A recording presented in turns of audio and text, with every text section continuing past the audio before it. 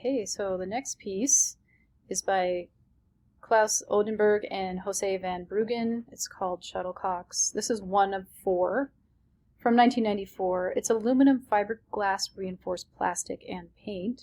They're very large. They're monumental in size.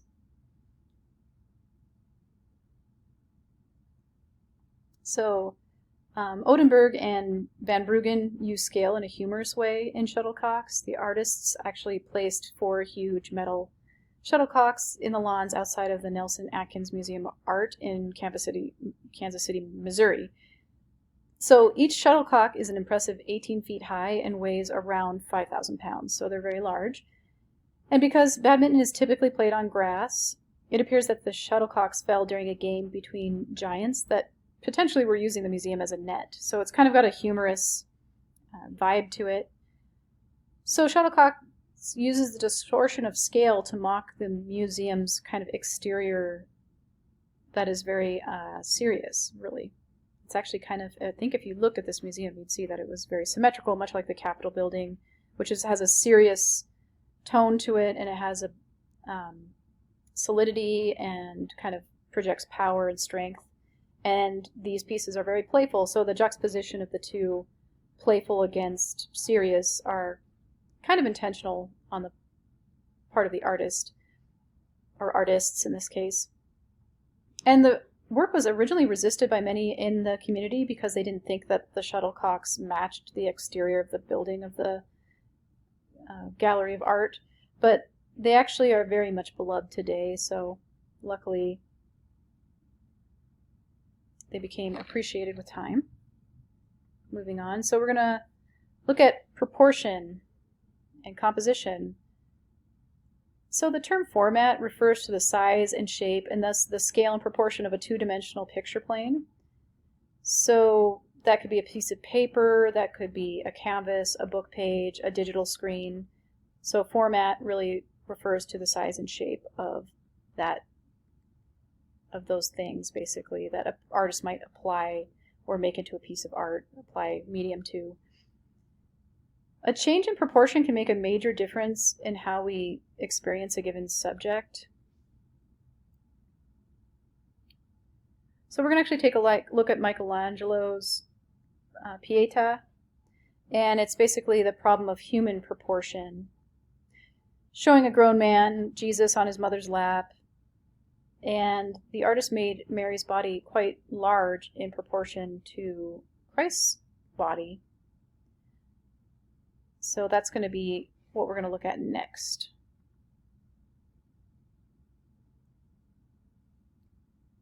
So this is Michelangelo's Pieta from 1498 or 1500. And it's made out of marble, and the height of it is 5 feet 8.5 inches, so it's fairly large. A little over life size because she's actually sitting.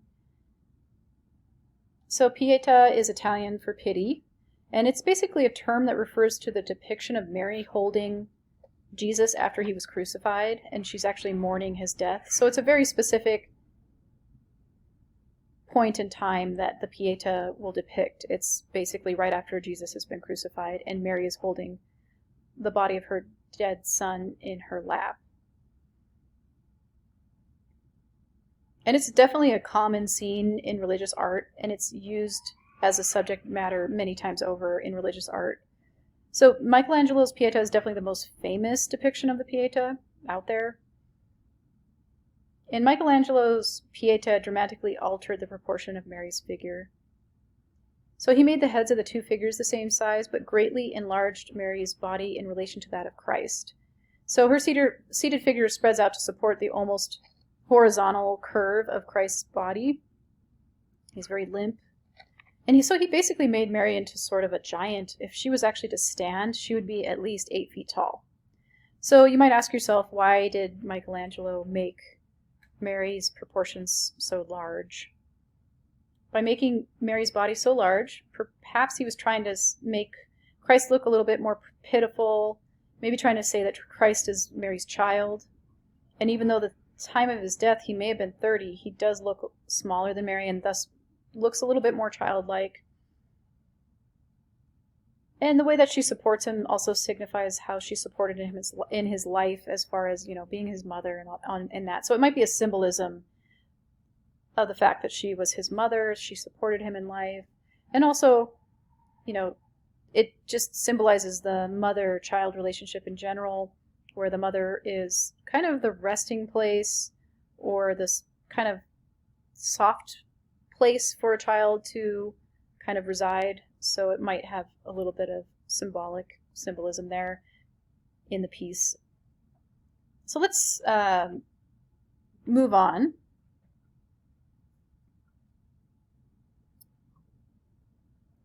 So we're going to kind of talk about design summary. We're going to look at a series of paintings by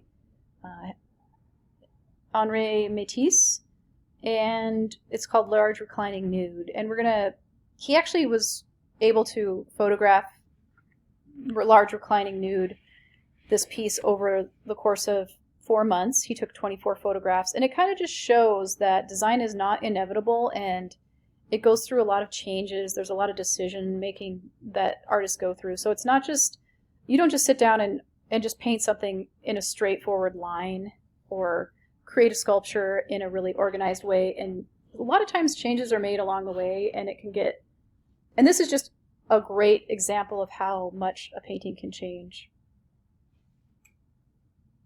So we're going to look at 3 states of it, basically, before it gets to its final state. So here's state 1 in May of 35. So this is much more naturalistic. He starts off very naturalistic. The proportions of the model body on the couch are, quite ordinary, really. And it shows the use of various design principles discussed in this chapter. But this is only the start of a long journey for the artist. So here's state 9. In this version, he greatly enlarged the arm. He made more curves in the torso. You can see he's using cut out pieces of fabric to kind of experiment. He's probably going to later fill that in with paint. He also flattened the composition, highlighting the 2-dimensional design. He was really trying to bring out the fact that this is a 2-dimensional piece. He's not trying to make it realistic. So he really has flattened it. And he enlarged the couch and added these vertical stripes to create rhythm in the piece. It's kind of a pattern. And the stripes are nearly parallel, and so they are not functioning as perspective lines.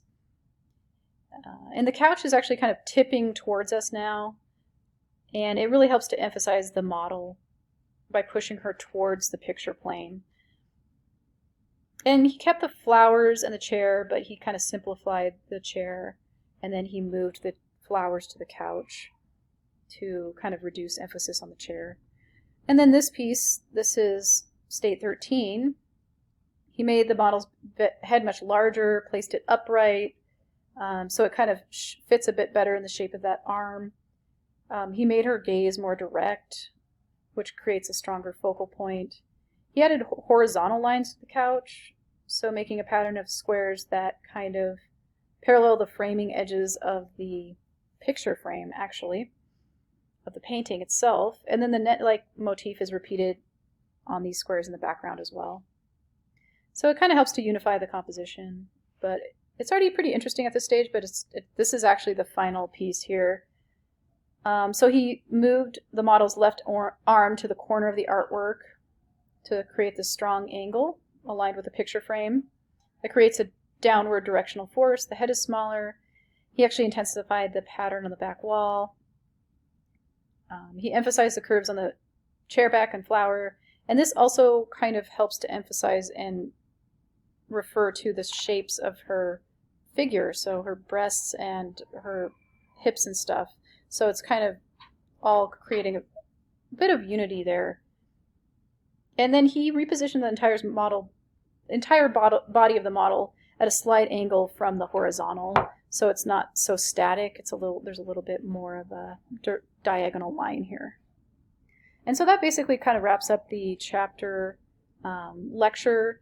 And yeah, I'm just going to continue on with these. Hopefully these are helpful for you. If you just enjoy reading, that's fine, but this can really help to kind of back up the reading for you guys. Okay, we'll see you next time.